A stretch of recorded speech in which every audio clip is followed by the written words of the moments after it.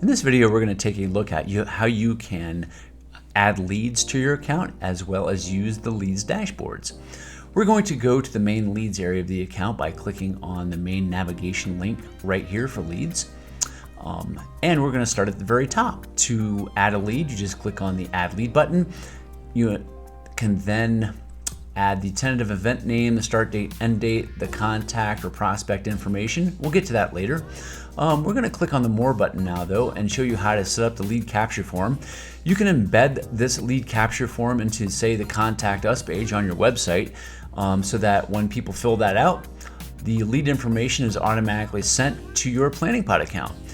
We have preset fields that you can add your form here, as well as add your own custom questions to this form simply by using this field and these forms and fields here to create your own custom questions that you want to ask people on your site.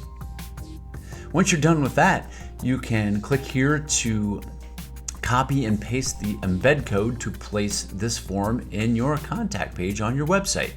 You can also set up what we call macros or automated actions to, say, automatically apply tags to a new lead that comes in through this form. You can also assign users, notify users of a new lead that comes in, as well as send an automated email reply to that lead, or import a to-do list template for a new lead that comes in through this form. At the top here, you can also do a quick search and type in, say, the name of the lead or the date, and it will search for it there. You can also use the advanced search to search by a number of other parameters, say the status of the lead or the date that it came in, tags you've applied to it, and whatnot. This area also lets you apply save searches if you've saved any to the account. Here you can also change the view in the leads area from a list view to, say, a card view. We also have a number of stat circles here that lets you view by things like capture date or close date. You can also use the drop-down menus there to change the date range for those stat circles. And in the currently viewing area, we'll click on hold because here's all the items that have been on hold there. And then in the currently viewing area, you can save searches that you've added here and even make searches default searches. And I'm going to go back to the show all and open leads, which is the default setting right now that I have for my account. You can also use these sort up and down arrows to sort certain particular columns of data, say the event name or the event start or end dates. If you want to go into a lead, you would just simply find the lead here in the list, and then you would click on it like I am right here. That takes you to the lead dashboard, and we will go over this in more depth in a little bit. But right now what I'm going to do is I'm going to add a new lead to my account. So I'm just going to type in the tentative name of this event. I'm going to add the event color, which lets me basically sort by colors in the event dashboard. I'm going to add a start date and time and an end date and time, and here's where I can basically add my prospect's name or the contact who is my new lead right here, and that will add them as a contact directly into this lead right here. At the very top of the lead dashboard, if I click, it basically displays the name of the tool. I'm in the lead dashboard, but you can go to another tool inside of the lead just by simply clicking on it there, like the Forms Builder. I can also go to the tools list right here and click on one of the names of the tools to go to that particular tool inside of the lead. And I can also switch what lead I'm in by clicking on the Switch Lead button, selecting the lead I want to go to, selecting the tool inside of that lead, and clicking on the Go button. This is taking me to a lead that I've already been working with. I can convert this lead to a booked event simply by clicking on the book event and then filling out the additional information so that I can convert it to an event right there. I can edit certain things about the lead here, like the name and the color or the date and time. I can add a thumbnail image here or delete it. I can also place a lead on hold if I want to hold that date and venue space for that particular lead.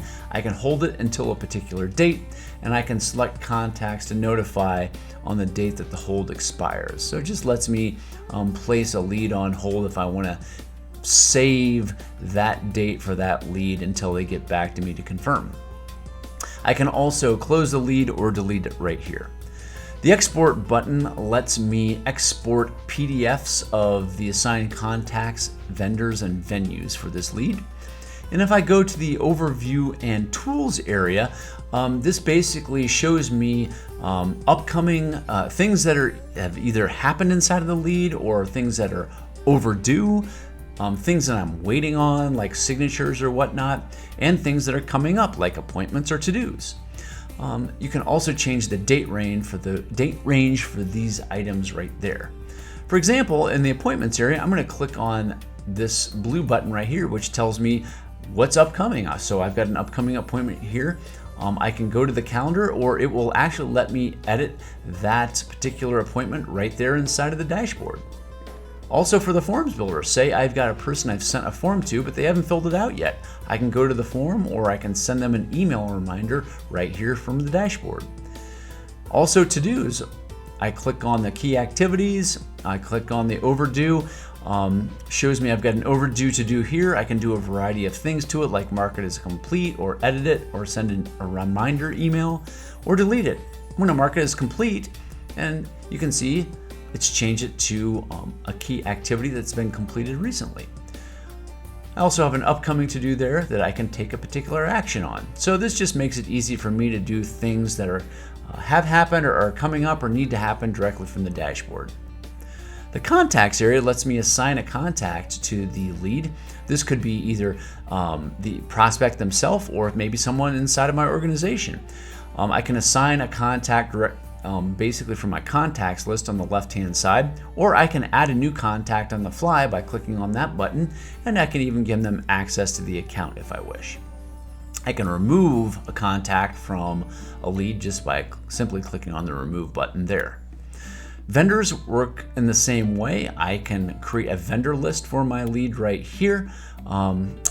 Click on the pencil icon, and it's the same as the contacts. I can add a vendor from my contacts list here, or I can add a new vendor by clicking on the add new contact. And finally, I can add a venue. These are, I've already added a venue to this particular lead. If I click on there, this is pulling from my venues list that I've created in the settings area. Once I've added it there, it will add it to my lead.